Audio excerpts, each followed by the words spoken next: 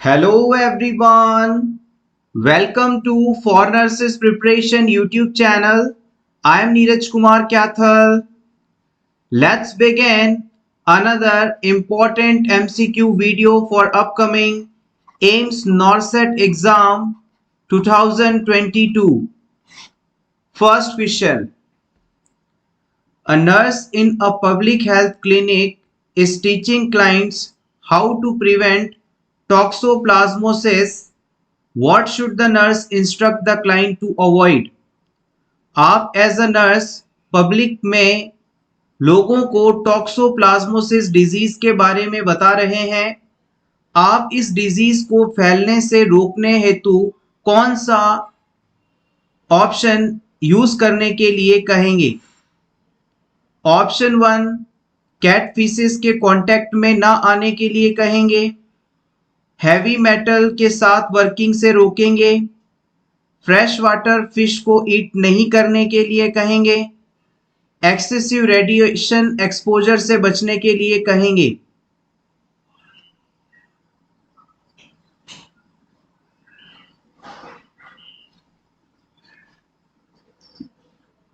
The right answer is option 1, contact with cat faeces.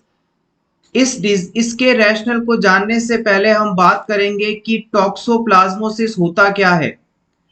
Toxoplasmosis disease जो है toxoplasma Gondi के द्वारा कॉज किया जाता है। ये बेसिकली एक प्रकार का प्रोटोजोआ है और ये डिजीज जो है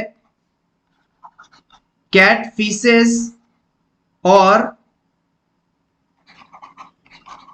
कंटेमिनेटेड अनकुक्ड मीट के थ्रू ट्रांसमिट होता है।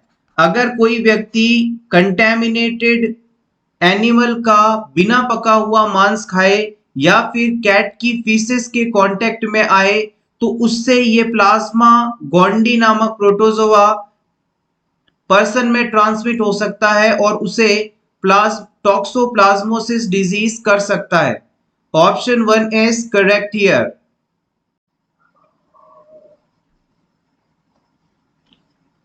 Next question. Retinol is also known as. Retinol को हम और किस नाम से भी जानते हैं? Vitamin B, vitamin D, vitamin A, vitamin E. Exactly आपका आंसर बिल्कुल सही है। रेटिनॉल को हम विटामिन ए के नाम से भी जानते हैं। विटामिन डी टू को यदि आपसे पूछ लिया जाए तो आप बताएंगे विटामिन डी2 को हम कैल्सिफिरॉल के नाम से जानते हैं। विटामिन डी3 के बारे में यदि आपसे पूछ लिया जाए तो आप बताएंगे कि इसे हम एर्गो कैल्सिफिरॉल के नाम से जानते हैं। अब बात करते हैं विटामिन बी के अलग अलग टाइप्स की और इनके नामों की। विटामिन बी1 को आप थायमिन कहते हैं, जिसकी डेफिशिएंसी होने पर आप में बेरी डिजीज हो सकता है। विटामिन बी2 राइबोफ्लेविन के नाम से जाना जाता है। इसकी कमी होने से चेहरे पर घाव हो जाते हैं, ब्लीडिंग होने की संभावना बढ़ जाती है। विटामिन बी3 को आप नियासिन के नाम से जानते हैं। इसकी कमी होने पर पेलेग्रा डिजीज हो सकता है, जिसमें 4D साइंस इंपॉर्टेंस हैं: डायरिया, डर्मेटाइटिस, डिमेंशिया और फाइनली डेथ। विटामिन बी5 को आप पेंटोथेनिक एसिड के नाम से जानते हैं। विटामिन बी6 को आप पायरिडॉक्सिन के नाम से जानते हैं। विटामिन बी7 को आप बायोटीन के नाम से जानते हैं। फॉलेट या फॉलिक एसिड यानी विटामिन बी9। अगर प्रेगनेंसी के दौरान इसकी कमी हो जाए तो न्यूरल ट्यूब डिफेक्ट्स हो सकते हैं। विटामिन बी12 जिसे आप साइनोकोबालामिन के नाम से जानते हैं, इसकी डेफिशिएंसी होने से परनीशियस एनीमिया हो सकता है।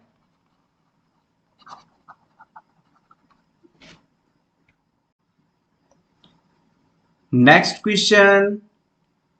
Which of the following is recommended for a patient on warfarin therapy? अगर कोई व्यक्ति ओरल एंटीकोगुलेंट मेडिसिन ले रहा है तो उसे आप क्या करने के लिए रिकमेंडेशन देंगे? Option 1, eating plenty of green leafy vegetables. Option 2, consistent use of bread and cereals. Option 3, decrease intake of fatty foods. Option 4, being physically fit by doing sports.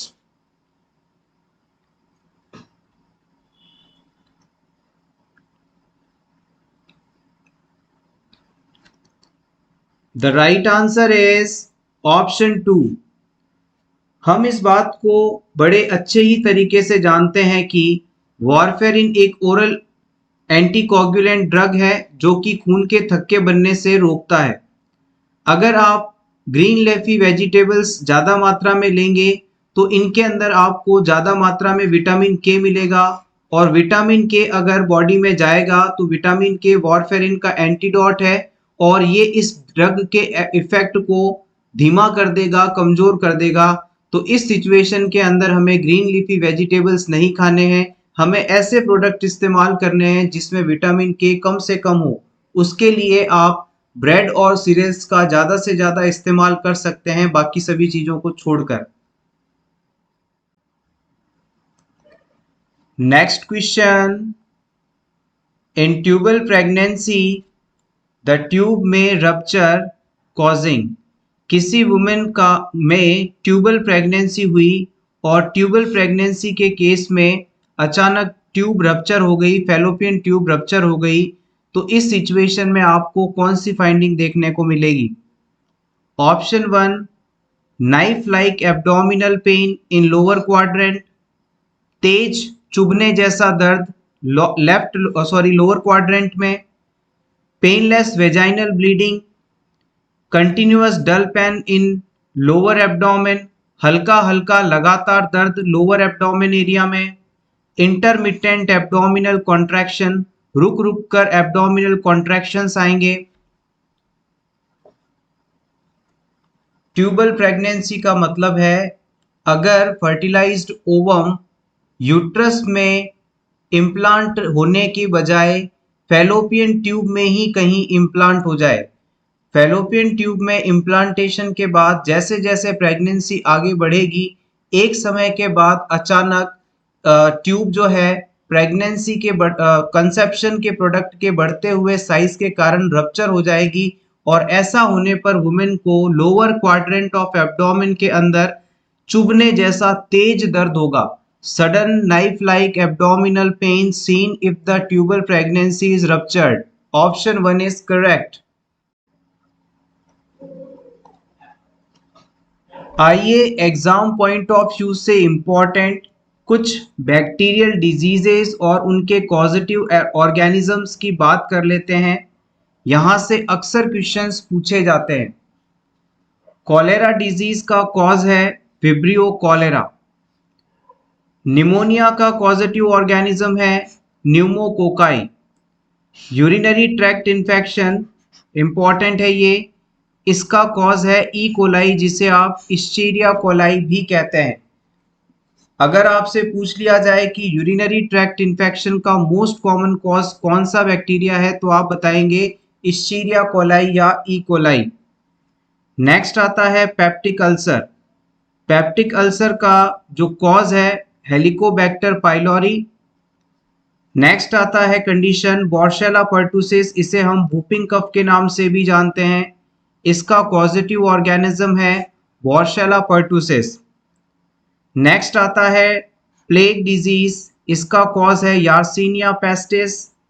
Next आता है ट्यूबरकुलोसिस जिसे आप बैरोमीटर ऑफ सोशल वेलफेयर के नाम से भी जानते हैं और इसका कॉजेटिव ऑर्गेनिज्म है माइकोबैक्टीरियम ट्यूबरकुलोसिस। नेक्स्ट बात करते हैं सिफिलिस। ये एक सेक्सुअली ट्रांसमिटेड डिजीज है और इसका कॉजेटिव ऑर्गेनिज्म है treponema pallidum. Acute rheumatic fever streptococci. Tetanus जिसे आप लॉकजॉ भी कहते हैं clostridium tetani. Diphtheria corynebacterium diphtheriae. Meningococcal meningitis, neisseria meningitidis, brucellosis, brucella, typhoid fever जिसे आप एंट्रिक फीवर के नाम से भी जानते हैं, cause Salmonella typhi, gonorrhoea, cause Neisseria gonorrhoeae, it is a sexually transmitted infection, leprosy जिसे आप हैंसन डिजीज भी कहते हैं, Mycobacterium leprae. Next question, which of the following blood test is most indicative of cardiac damage?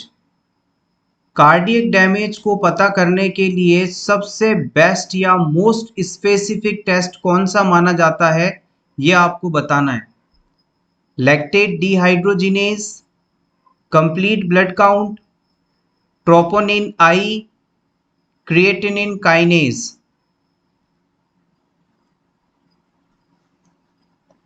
Option C is correct answer. Troponin I जो है सिर्फ और सिर्फ हार्ट की मसल्स के अंदर ही पाया जाता है।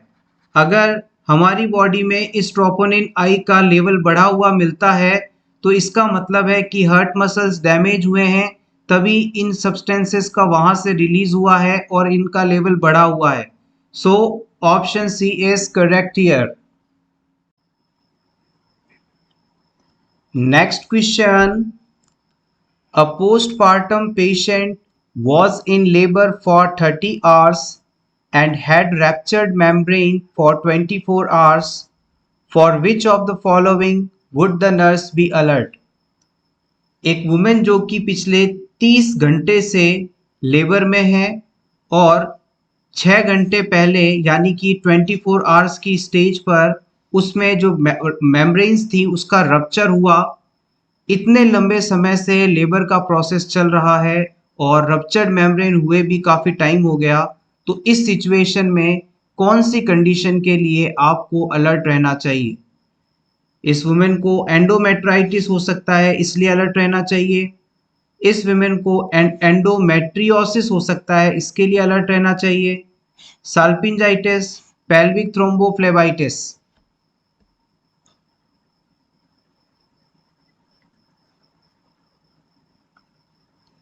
The right answer is option 1। Uterus की सबसे अंदर वाली लेयर को हम एंडोमेट्रियम के नाम से जानते हैं और इस लेयर में यदि इन्फेक्शन और इन्फ्लामेशन हो तो ये कंडीशन एंडोमेट्राइटिस के नाम से जानी जाती है। अगर क्लाइंट को एंडोमेट्राइटिस कंडीशन होती है तो इससे उसके एब्डोमेन एरिया में स्वेलिंग आ जाएगी, एबनॉर्मल वेजाइनल ब्लीडिंग या डिस्चार्ज देखने को मिलेगा, क्लाइंट को 100 डिग्री से ऊपर फीवर होगा, डिस्कम्फर्ट होगा, बाउल मूवमेंट हो सकती है, डिस्कम्फर्ट होगा इसके कारण बेसिकली, और लोअर एब्डोमेन में पेल्विक रीजन में लगातार दर्द फील होगा। ये सभी फाइंडिंग्स हैं जो कि आपको इस पेशेंट में एंडोमेट्राइटिस कंडीशन होने पर देखने को मिल सकती है। Next question, nurse caring for a patient with breast mass may have to know that all the following facts are true regarding fibroadenoma of breast except। किसी वुमेन के ब्रेस्ट में एक फाइब्रोएडिमा डेवलप हो चुका है, इस फाइब्रोएडिनोमा के लिए कौन सा स्टेटमेंट सही नहीं है ये आपको सेलेक्ट करना है। ऑप्शन 1 कहता है it is a rubbery non tender mass, बिल्कुल सही है ये ऑप्शन। फाइब्रोएडिमा ब्रेस्ट में पाए जाने वाला rubber like non tender mass होता है। Option B moves freely inside the breast, yes it is also correct, it is a movable thing. Option C कहता है occurs in postmenopausal women, ये option आपका गलत है। जनरली जो fibroadenoma है ये 20s की एज के अंदर वुमेन को मोस्टली प्रभावित करता है, ना कि मेनोपॉज के बाद में। ऑप्शन डी कहता है no treatment required excisional biopsy is done usually, इसके लिए किसी ट्रीटमेंट विशेष की आवश्यकता नहीं है, सिर्फ सर्जरी द्वारा इसे बाहर निकाल लिया जाता है। So here option C is correct answer.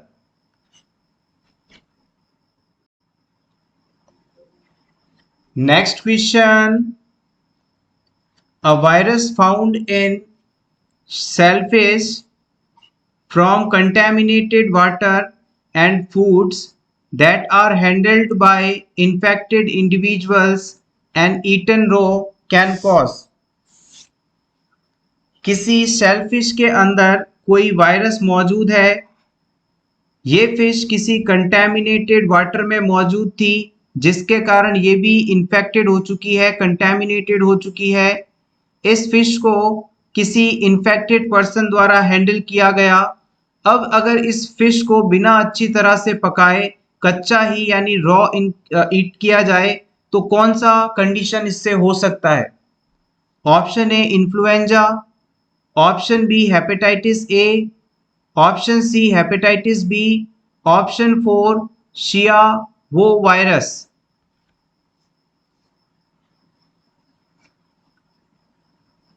Yes exactly option 2 is correct here. आप इस बात को अच्छी तरह से जानते हैं कि hepatitis A and E both are transmitted by faeco oral route, यानी कि ये कंटेमिनेटेड फूड एंड वाटर के थ्रू ट्रांसमिट होते हैं। और यहाँ पर जो भी कंडीशंस दी गई हैं उनमें कंटेमिनेटेड वाटर भी है, कंटेमिनेटेड फिश है वो की फूड भी है, तो हम कह सकते हैं कि इसके थ्रू हेपेटाइटिस ए का ट्रांसमिशन हो सकता है। Next question, the nurse is planning care for elderly client who are affected by orthostatic hypotension, the nurse should do which of the following? All except। इस वर्ड को मत भूल जाइएगा, otherwise question का आंसर गलत कर देंगे आप। किसी ओल्ड एज क्लाइंट को ऑर्थोस्टैटिक हाइपोटेंशन है, इस सिचुएशन में कौन सा इंटरवेंशन नर्स द्वारा नहीं किया जाना चाहिए? Option 1 assist the client to stand to help prevent falls. बिल्कुल सही है ये ऑप्शन, ये हमें करना है। जब भी किसी क्लाइंट को ऑर्थोस्टैटिक हाइपोटेंशन होता है तो इस सिचुएशन में पेशेंट जब बेड पर लेटा हो या बैठा हो अचानक अगर खड़ा हो जाए तो उसका बीपी कम हो जाता है, जिसके कारण उसे चक्कर आते हैं और नीचे गिर सकता है, उसे चोट लग सकती है। तो इसी कॉन्सेप्ट को यहाँ पर आपको अप्लाई करना है। जैसे ही क्लाइंट खड़ा होना चाहेगा हम उसे असिस्ट करेंगे, उसे हेल्प करेंगे ताकि वो गिरने से बच सके। बिल्कुल सही बात है ये। इसके अलावा ऑप्शन 4 के अंदर बताया गया है कंडक्ट फॉल रिस्क असेसमेंट। हम इस पेशेंट में फॉल होने का, गिरने का कितना चांसेस है, इस चीज के रिस्क को असेस करेंगे। बिल्कुल ये ऑप्शन भी बिल्कुल सही, हमें ये करना चाहिए। ऑप्शन 2 कहता है teach client how to gradually change their position. हम क्लाइंट को इस बात को सिखाएंगे कि जब भी आपको बेड से बाहर निकलना हो, खड़े होना हो, तो उस समय अगर आप लेटे हुए हैं तो पहले कुछ देर बेड के कॉर्नर पर आकर बैठे रहें, उसके बाद धीरे से आप स्टैंड अप पोजीशन में आकर जो भी आप करना चाहते हैं उसे करें। कुल मिला के बात यह है कि आपको ग्रेजुअली यानी धीरे से अपनी पोजीशन को चेंज करना है ताकि आप में फॉल ना हो, इंजरी ना हो। इसके अलावा ऑप्शन 3 ही आपका आखिरी ऑप्शन बचता है जो कि यहाँ पर गलत है, लेकिन क्वेश्चन के अंदर एक्सेप्ट का क्वेश्चन था तो हम इसे राइट मानेंगे। इस क्लाइंट को ऑलरेडी खड़े होने पर हाइपोटेंशन हो रहा है, ब्लड प्रेशर कम हो रहा है, आप और उसे एंटी हाइपरटेंसिव मेडिसिन दे देंगे तो क्लाइंट का ब्लड प्रेशर बिल्कुल ही डाउन हो जाएगा और फिर लाइफ थ्रेटनिंग कंडीशन बन जाएगी। ऐसा नहीं करेंगे आप। Option 3 correct. Next question, ECT is considered most effective in treating patient with electroconvulsive therapy किस प्रकार के पेशेंट में मोस्ट इफेक्टिव ट्रीटमेंट माना जाता है? Option A involutional melancholia, option B mania, option C substance abuse, option D anxiety.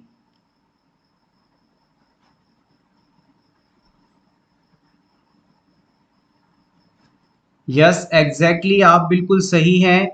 यहाँ पर option A को हम करेक्ट मानेंगे। इलेक्ट्रोकन्वल्सिव थेरेपी डिप्रेशन के पेशेंट्स में ट्रीटमेंट के लिए इस्तेमाल की जाती है, इस बात को आप अच्छी तरह से जानते हैं।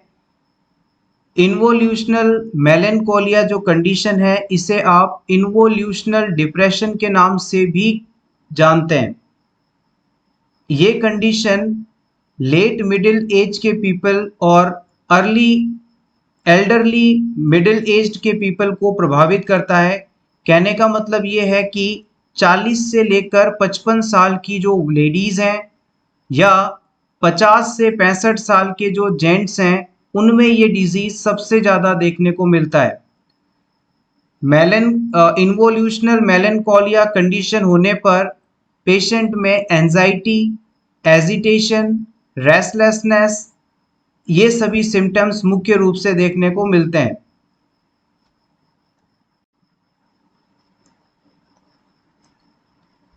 Next question, all are the sinuses belongs to paranasal sinuses except, इनमें से कौन सा पैरानेजल साइनस से संबंधित नहीं है? Maxillary, ethmoid, sphenoid, mastoid.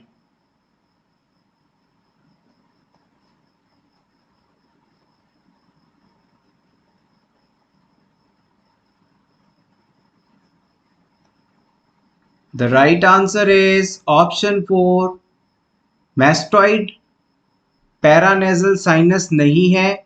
Maxillary, ethmoid और स्पेनॉइड ये सभी पैरानेजल साइनसेस हैं। फेशियल बोन्स के जस्ट पीछे बोन्स के अंदर एयर कैविटीज पाई जाती हैं, इन्हें ही हम साइनस के नाम से जानते हैं। Next question, volume remain in the lungs and airways following a maximum expiratory effort is known as, अगर कोई व्यक्ति अपनी पूरी इच्छा शक्ति से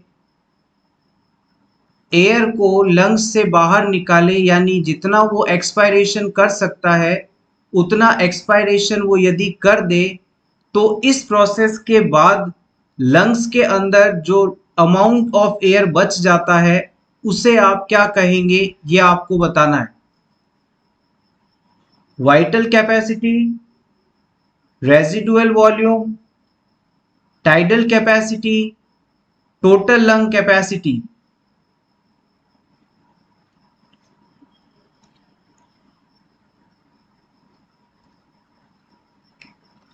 The right answer is option 2, maximum effort of expiration के बाद लंग्स में जो लास्ट अमाउंट ऑफ एयर बचता है, इसे आप रेजिडुअल वॉल्यूम के नाम से जानते हैं। और अगर आपसे पूछ लिया जाए कि ये अमाउंट कितना होता है, तो आप बताएंगे it is 1200 ml। Residual volume is 1200 ml और इतना अमाउंट लंग्स के अंदर रहना आवश्यक है, अदरवाइज लंग्स के अंदर जो एल्विलाइज हैं वो आपस में चिपक जाएंगे, कोलैप्स हो जाएंगे। तो हम कह सकते हैं कि 1200 ml एयर का लंग्स में रहना आवश्यक है to keep open the alveoli for air exchange. Next question, which of the following increases the risk of having a large abdominal aortic aneurysm rupture? आपको इन चारों ऑप्शंस में से उस फैक्टर को सेलेक्ट करना है जिसके कारण एब्डोमिनल एरोटिक एन्यूरिज्म के फटने की संभावना रहती है। यहाँ पर यदि बात की जाए कि एब्डोमिनल एरोटिक एन्यूरिज्म क्या है, तो इसे भी समझ लीजिए। ये मान लीजिए आपकी एब्डोमिनल एरोटा है और इस एब्डोमिनल एरोटा में किसी जगह पर कोई पार्ट जो था ब्लड वेसल का वो हल्का सा कमजोर था, तो लगातार जब ब्लड इस कमजोर पार्ट से टकराया तो यहाँ पर ये ब्लड वेसल फूलकर गुब्बारे की तरह बड़ी हो गई, इसी कंडीशन को हम एन्यूरिज्म के नाम से जानते हैं। It is a abnormal dilatation of the artery due to the weak coverings और द बाउंड्रीज। आर्टरी की बाउंड्री वॉल के कमजोर होने के कारण उसका फूल जाना एन्यूरिज्म कहलाता है। अब आप इस क्वेश्चन का आंसर दीजिए। देखिए यहाँ पर एनीमिया अगर है तो इससे इस ब्लड वेसल के रप्चर होने का कोई कॉन्सेप्ट नहीं बनेगा। डिहाइड्रेशन के कारण इसका रप्चर नहीं होगा। हाइपरग्लाइसीमिया इसमें नहीं इंपॉर्टेंट माना जाएगा। तो यहाँ पर ऑप्शन 3 को हम सही मानेंगे। अगर क्लाइंट का ब्लड प्रेशर नॉर्मल से ज़्यादा हुआ तो ब्लड के प्रेशर के बढ़ने के कारण ये गुब्बारा फट सकता है, ये एन्यूरिज्म रप्चर हो सकती है। So option 3 is correct here. जब भी हमारे पास एब्डोमिनल एन्यूरिज्म का पेशेंट आता है तो हम उसे बड़े ही सावधानी से, बड़े ही प्यार से सेमी फॉर्मुलस पोजीशन में रखते हैं और हमारा गोल ये रहता है कि किसी भी तरह से इस एन्यूरिज्म को फटने से रोका जाए। अगर ये फट गई तो क्लाइंट में सीवियर ब्लड लॉस होगा, उसकी जान तक जा सकती है।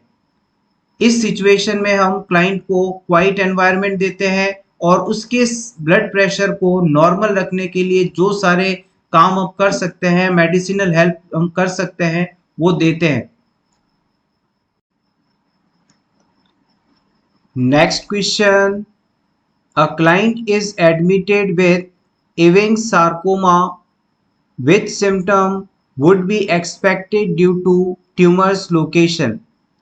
अगर किसी पेशेंट को इविंग्स सार्कोमा कंडीशन हो, इविंग सार्कोमा डिजीज हो, तो इस ट्यूमर की लोकेशन के कारण पेशेंट में कौन सा सिम्टम देखने को मिल सकता है? Hemiplegia, aphasia, nausea, bone pain.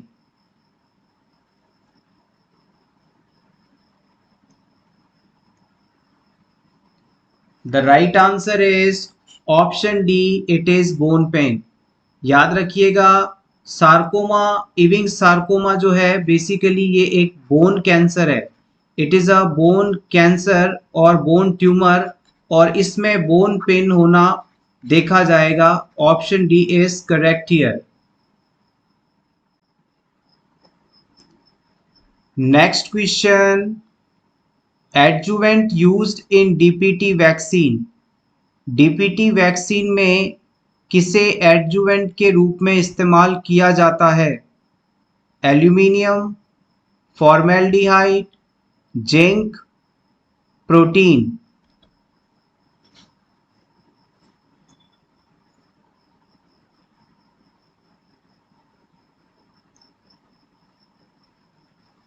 The right answer is option 1, aluminium.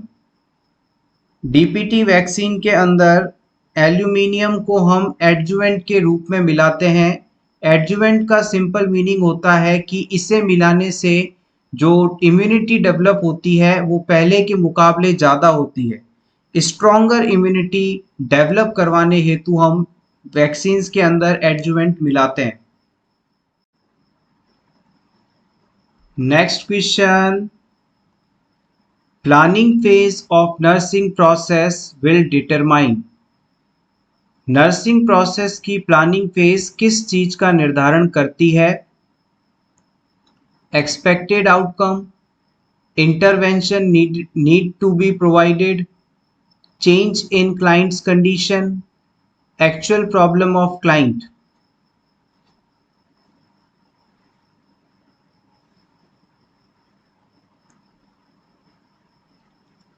Yes, exactly, option is the right answer. जब भी हम नर्सिंग प्रोसेस की प्लानिंग फेज में होते हैं तो हम एक्सपेक्टेड आउटकम्स के लिए प्लान करते हैं। एक्सपेक्टेड आउटकम्स का निर्धारण प्लानिंग फेज में ही होता है। नर्सिंग प्रोसेस के अंदर कुल 5 स्टेजेस होती हैं जिन्हें आप एडपाई के नाम से याद रख सकते हैं। Assessment, nursing diagnosis, planning, implementation और finally evaluation. Next question, Which test will be positive in starvation state in urine? अगर कोई व्यक्ति लंबे समय से स्टारवेशन पर है, यानी उसने खाना नहीं खाया है, तो उसके यूरिन में कौन सा टेस्ट पॉजिटिव देखने को मिलेगा? Benedict test and heat coagulation, Rothera's test या फिर heat coagulation test and Rothera's test?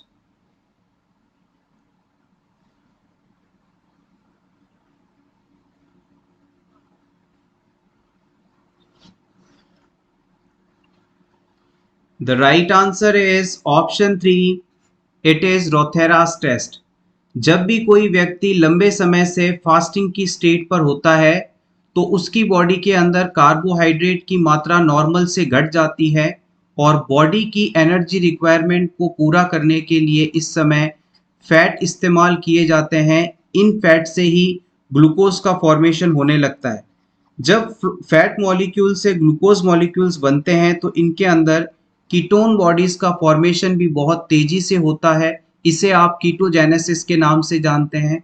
और रोथेरा टेस्ट ही वह टेस्ट है जिसके द्वारा हम क्लाइंट के यूरिन में कीटोन की प्रेजेंस को आइडेंटिफाई कर सकते हैं. तो हम कह सकते हैं कि अगर कोई व्यक्ति लंबे समय से भूखा है तो उसकी बॉडी में एनर्जी रिक्वायरमेंट को पूरा करने के लिए फैट से ग्लूकोज बन रहा है और यहाँ पर बाई प्रोडक्ट के रूप में कीटोन भी बनेंगे और इस कीटोन की मात्रा को आइडेंटिफाई करने के लिए हम रोथेरास टेस्ट कर सकते हैं.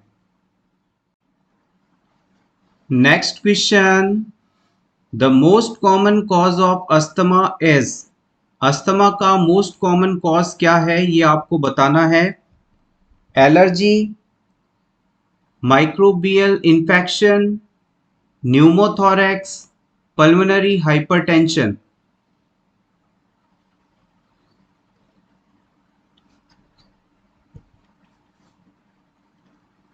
The right answer is option 1, allergy. Bronchial asthma को हम एलर्जिक अस्थमा के नाम से भी जानते हैं. ये अस्थमा की एक कॉमन फॉर्म है जो कि एलर्जन से हुई हाइपर सेंसिटिविटी के कारण डेवलप होती है. इसके अलावा एक और इम्पॉर्टेंट पॉइंट, अगर किसी क्लाइंट के अंदर left ventricular of heart fail हो जाता है, लेफ्ट वेंट्रिकुलर फेलियर हो जाता है, तो इससे पल्मोनरी हाइपरटेंशन डेवलप हो सकता है और इस पल्मोनरी हाइपरटेंशन को ही हम कार्डियक अस्थमा के नाम से जानते हैं. Cardiac asthma. आप चाहें तो इसे नोट कर लें. It can be asked. Next question, obstetrical perineum is the pyramidal shaped tissue where the pelvic floor, perineal muscle and fascia meet in between vagina and anal canal.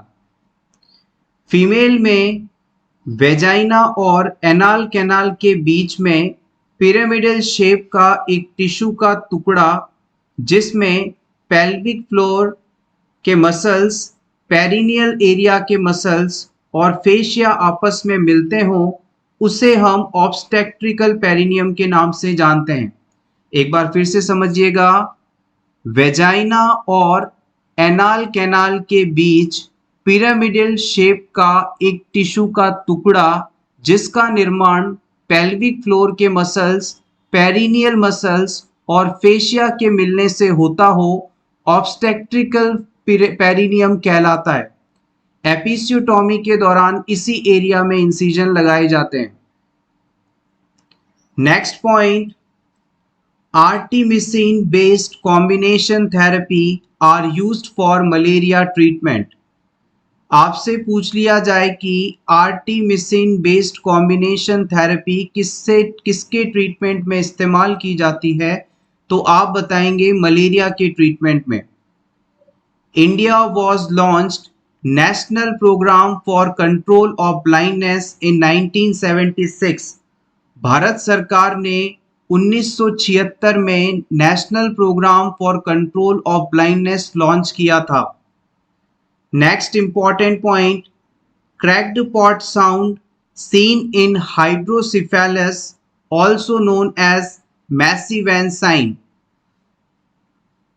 अगर cracked pot sound या मैसिवन sign पूछा जाए आपसे तो आप बताएंगे कि ये हाइड्रोसिफेलस कंडीशन से संबंधित है। Next question, the cartilage that completely encircles the larynx with narrow part anteriorly and broad part posteriorly called. आपको उस कार्टिलेज का नाम बताना है जो कि लैरिंग्स को चारों तरफ से घेर कर रखता हो। इस कार्टिलेज का आगे वाला जो हिस्सा है, एंटीरियर पार्ट है, वो नैरो होता है, जबकि पोस्टीरियर पार्ट काफी ज्यादा ब्रॉड होता है, चौड़ा होता है।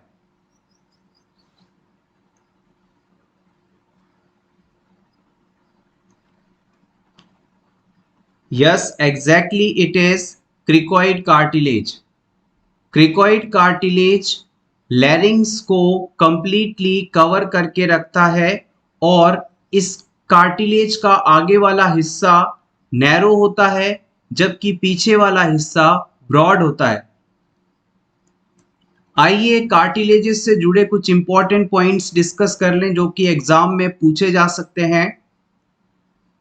The thyroid cartilage is a hyaline cartilage structure that sit in front of the larynx and above the thyroid gland. हमारी बॉडी में जो थायराइड कार्टिलेज पाया जाता है ये एक हाइलाइन कार्टिलेज है जो कि लैरिंक्स के सामने और थायराइड ग्लैंड के जस्ट ऊपर मौजूद होता है। Next, एरिटेनॉइड cartilage are pair of small three-sided pyramids which forms part of the larynx to which the vocal cord are attached.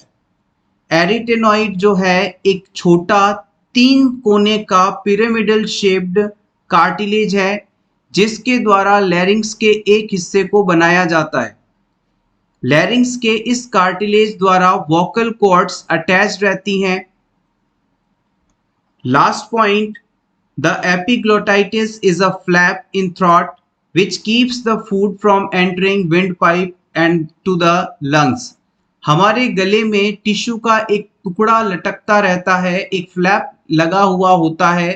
इस फ्लैप या ढक्कन का काम है कि ये फूड या वाटर को विंड पाइप में जाने से रोकता है। सो एवरीवन, ये था हमारा आज का वीडियो। होपफुली आपको ये सभी क्वेश्चंस अच्छे लगे होंगे। अगर वीडियो अच्छा लगा हो तो प्लीज़ इसे लाइक कर दीजिएगा और इसी तरह के और वीडियोस देखने के लिए for nurses preparation YouTube channel को ज़रूर सब्सक्राइब करें। Thanks a lot.